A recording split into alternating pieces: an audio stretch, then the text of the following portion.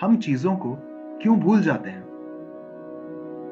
क्या आपने सोचा है कि आप कितनी बार खुद को कुछ इंपॉर्टेंट चीज भूलते हुए पाते हैं?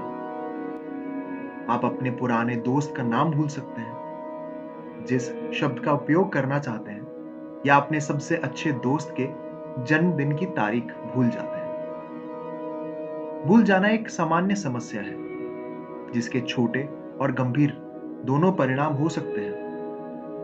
भूलने के कई कारण हो सकते हैं, जैसे रिट्रीवल फेलियर। क्या आपने कभी ऐसा महसूस किया है कि आपकी मेमोरी से केवल जानकारी का एक टुकड़ा गायब हो गया है? या हो सकता है कि आपको पता हो कि वो कहाँ है, लेकिन आप इसे ढूंढ नहीं सकते।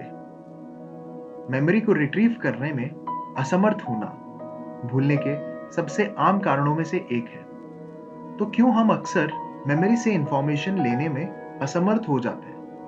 रिट्रीवल फेलियर का एक पॉसिबल एक्सप्लेनेशन डिके थ्योरी के रूप में जाना जाता है।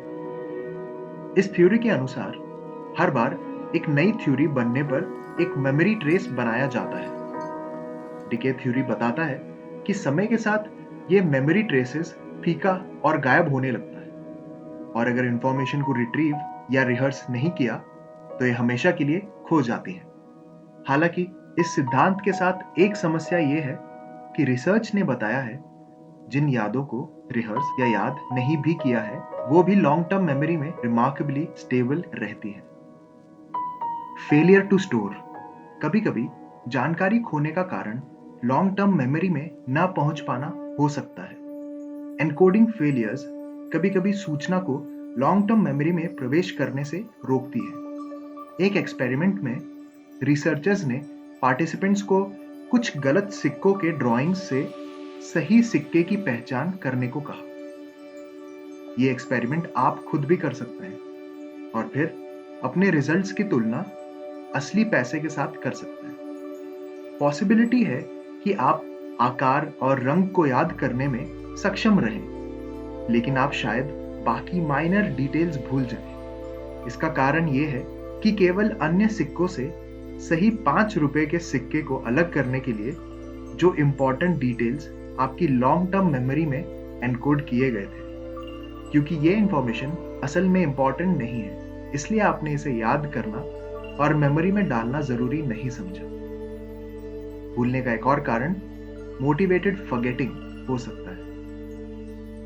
कभी-कभी हम यादों को भूलने के लिए सक्रिय रूप से काम करते हैं, स्पेशली दर्दनाक या परेशान करने वाली घटनाओं या अनुभवों को। दर्दनाक यादें परेशान और चिंताजनक हो सकती हैं, इसलिए कई बार हम उन्हें खत्म करने की इच्छा करते हैं।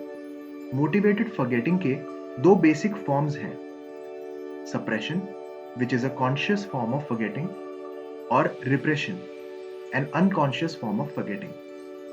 हालांकि सभी साइकोलॉजिस्ट द्वारा रिप्रेस्ड मेमोरीज की थ्योरी को यूनिवर्सली एक्सेप्ट नहीं किया गया है।